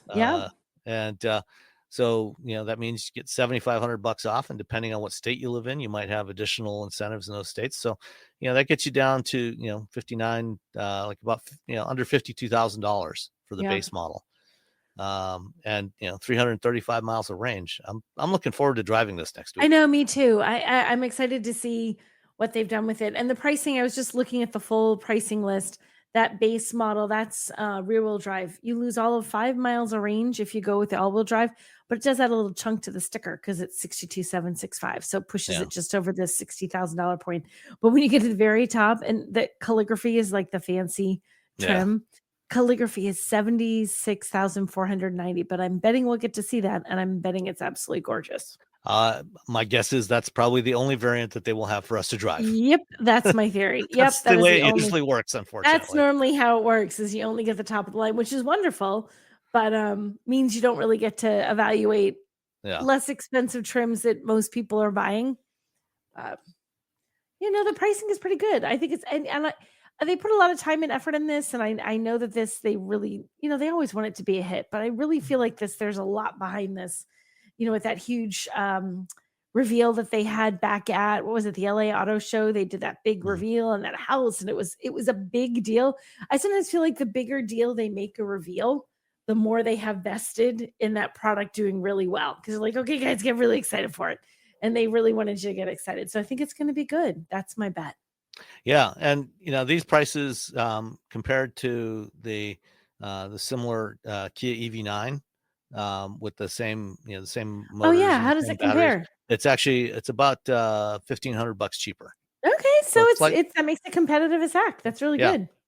I think the calligraphy is a little more expensive than the most expensive EV9, but it's probably also a little more luxurious than that. Hmm. So, that goes from 215 horsepower with the rear wheel drive model. Most of the all wheel drive models are 303 horsepower, dual motors, and then the performance limited and the calligraphy are 422 horsepower. That's So, good. I think it's going to be good. I'm looking forward to this. yeah, should be fun. Plus, we also get to tour the new plant. Yeah, they're It's gonna be what are they really called? interesting. Mega plant? Is that what Meta they're called? plant. Meta. I have the wrong thing. Mega plant. Meta Yeah, plant. Yeah, I'm and anxious to see this. yeah, well, supposedly, they're using a lot of robots in that plant, including some of the Boston Dynamics Spot robotic dogs. Oh, those things terrify me. Yeah. Those look straight out of a horror movie. I know it's Well, technology have is you the seen that future, but episode, the episode of Black Mirror called Heavy Metal?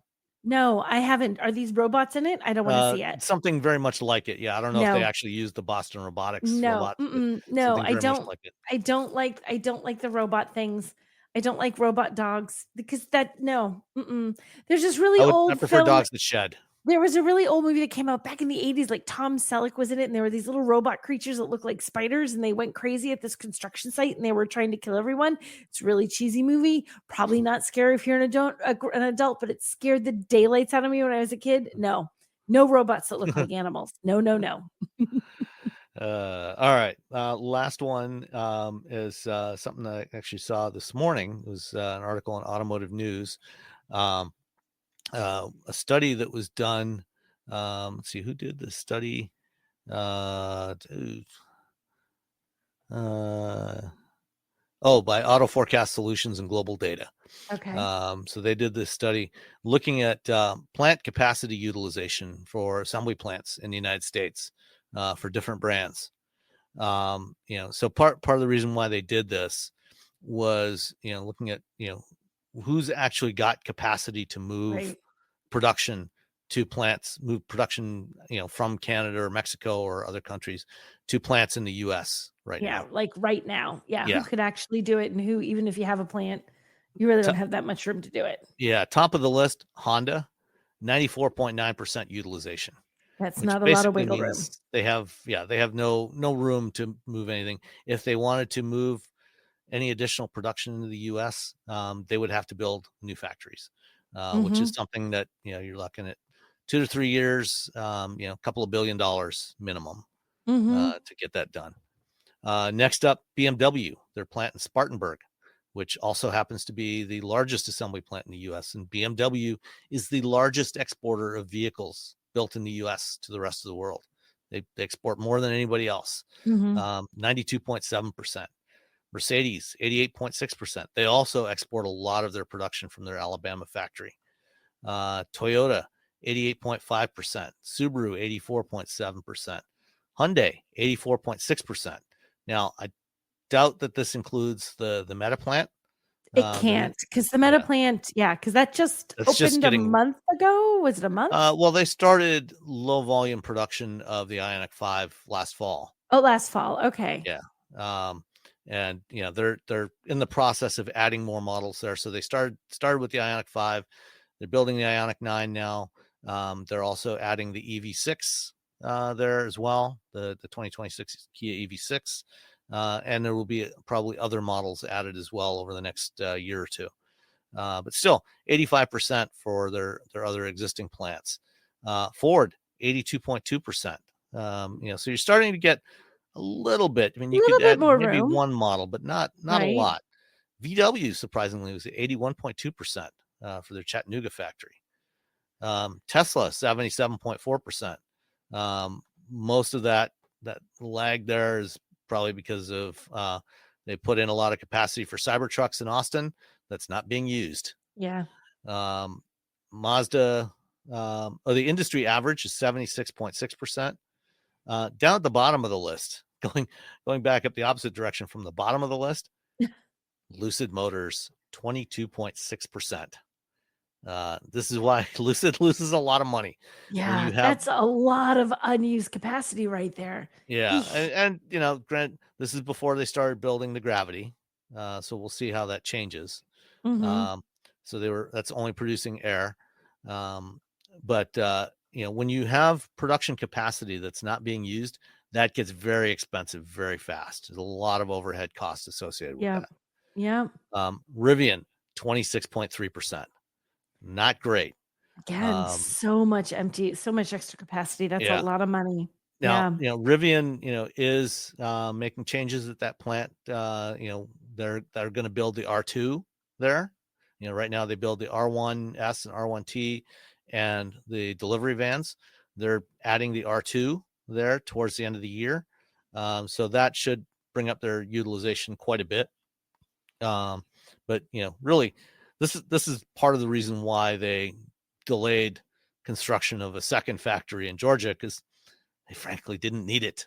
Yeah, When exactly. you're only using 26% of the capacity in your existing factory, Mhm. you don't need to build a second one. Mhm. Volvo's factory near Charleston, 45.8%. Nissan, 57%. They've got two Pick up. U.S. assembly plants in Smyrna and Canton, Mississippi, and they're both running way below capacity. Stellantis, 61.5%. That's some room. They've Stellantis, has a lot of room to move production from Canada or Mexico, and I suspect that in the coming months we will probably hear some announcements of moving some stuff around. Probably, yeah. Probably moving some heavy duty Ram production to the Warren truck plant, which had been building the Ram Classic. That's now out of production. Currently only builds the Wagoneer and Grand Wagoneer, which don't sell in huge numbers. So Nope. they've got room to build Ram HDs there. Even GM is only 70.4%. Wow. So they got room to move some stuff around as well. So there's some room they could do, but it's like, it's not just about the room though. Like this article says, it's so much more complicated than like, oh, let's just build this thing here instead. It's a complicated process. you got to set up your supply chain. Get local suppliers, because even if you're assembling here and you don't have local suppliers, like that GMC Canyon I drove a few weeks ago, that one built in Missouri, built in Wentzville, Missouri, but it's only 40% U.S. and Canada or 49% U.S. and Canada content. So take out Canada content, it's probably somewhere around 40% U.S. content, which means 60% of the parts are imported. Yeah. So it's a lot of that is going to be tariffed. Yeah, that's a lot of. It's a challenge. It's a ridiculously complicated thing to figure out, even if you have the capacity and the cost of everything and the tariffs and the constantly changing nature of it. I mean, literally day by day changing. Yep. So let's see. I think that is all the news for this time. That's all our news. That's it. Got a couple more questions or comments. So first up from Mark. Greetings all. Just wanted to drop a note regarding my performance center delivery a couple weeks ago. So this is the BMW Performance Center in Spartanburg. I picked up my X5 M60i at the factory, and my brief times on the track beforehand doing various maneuvers was a great time.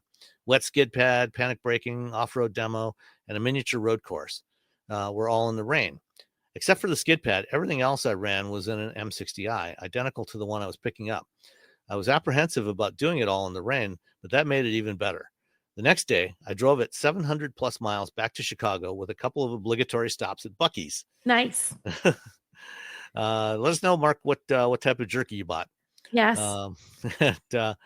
Initial impressions of this X5 are fantastic. The horsepower is impressive, and I'm still in the 1,200 mile break-in period. Sorry, Robbie. I know you're not a fan of high horsepower cars. No, we're not. It's not that we're not fans of them, but we just, we can appreciate lesser power. Yes. We like being able to take full advantage of what we have. Correct. Do I need 523 horsepower? No, but there's a difference between need and want. And, you could argue, you can make the same argument about buying an X5 versus buying any number of other considerably less expensive midsize SUVs. But there's so much of buying a car. You know what? Like if we have to buy only what we need, okay. But most of us don't buy only what we need unless we have to. If you can buy more than what you need and it makes you happy, more power to you. Yeah, I mean, it's mostly a problem if you're buying beyond your means. I mean, if you have the means to afford something like an X5, go for it. Go for it. But, Enjoy your you know, X5. if you are, living paycheck to paycheck, don't take out a huge loan, at ridiculous interest rates, to buy something that you want but really can't afford. Be responsible with your money, especially these days. On an unrelated note, I greatly enjoyed your episode on cheap electric trucks. I greatly wish that someone would produce a regular cab mid-size pickup again. Virtually everything I see now is a club cab or crew cab. Personally, I'd rather have a slightly larger bed to take the place of the rear seats. I have a Shelby Dakota, followed by a 92 Dakota Sport with the 5.2 liter and a 390 Positrack rear end. Guess you got a thing for old Dakotas, huh? Yeah, that truck moved. I'd love to see something similar produced today. If there is one, I haven't seen it. There's not anything that's available in North America. The closest to a regular cab you can get now is the Tacoma or the Frontier with the extended cab. And, frankly, I think those extended cabs are, having spent a number of years driving a GMC S15 in the second half of the 80s while I was going to college. That was a regular cab pickup truck. I think I would have really liked to have had an extended cab, just to have that, it's only, a foot and a half or something, but that extra interior storage would have been really nice. And I think the extended cabs are arguably a better solution than a regular cab. Yeah, your bed length is going to be losing a little bit, but having that inside lockable storage, I think, is generally really nice. worth it. Yeah, absolutely. But those are the only two, the Tacoma and the Frontier. Everything else is crew cab only now. Yeah, limited options. Yeah. Finally, Paul in the UK. I love the idea of the Slate, but as with so many things, it probably won't get to the UK. It would be a good second vehicle for us instead of the Transit Custom, that's Ford's midsize van that they sell in Europe. So as Mila would fit, passenger seat. Not quite sure I understand what that last part Is meant. Mila his pupper? Might be. Anyway, the question I have is in regards to Liz's car. I'm assuming that's your spouse. She currently has a 4-year-old Maserati Levante Modena S, which she loves, but is wanting to update. She's found a 6-month-old Levante Ultima V8 with 6,000 miles. There are only 8 in the UK and 103 worldwide. Is it collectible, and would it hurt to be driven? Collectible? Probably not. The Levante was not, it's an upper midsize, SUV. Yeah, it's a Maserati, but, unlike, say, a Gran Turismo or an MC20, I don't think the Levante is ever going to be collectible. What do you think? I want to agree with you. Yes.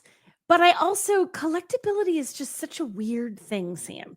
The thing that we don't think is collectible today, for some reason that none of us know yet, 10 years, there's a reason. You know what I mean? Collectible, even the car, if you look at how cars go at auctions and things, all of a sudden a certain type of car is really popular, and then the price falls out of that market and a different type of car is popular because you never know what people are going to want. So would I automatically, just by the criteria there, think it's collectible? I would say probably not, but could it maybe be? Could it maybe? It could. It could. I wouldn't rule it out. But on the other hand, if you're interested in it and want to buy it, don't buy it for the collectibility. No, I just buy it and drive it for fun. Yeah. Buy it. Which, even if you were collecting a car, I still say buy a car you like, and because most of us don't have a garage with 40 cars in it. If that's what you're doing, that's a whole different animal. But if you're, buy cars you like. Don't buy cars just because you think you're going to sell it and make more money. Because, like I said, you don't know what the market's going to be for that car, how collectible, how in demand it's going to be. buy it, drive it, enjoy it. That's what I would say. Buy it, drive it, enjoy it. Yeah, and I haven't driven the Ultima V8, but I've driven the Trofeo, which also has basically the same V8 in it. I had one of those a couple of years ago, and it's a quick vehicle.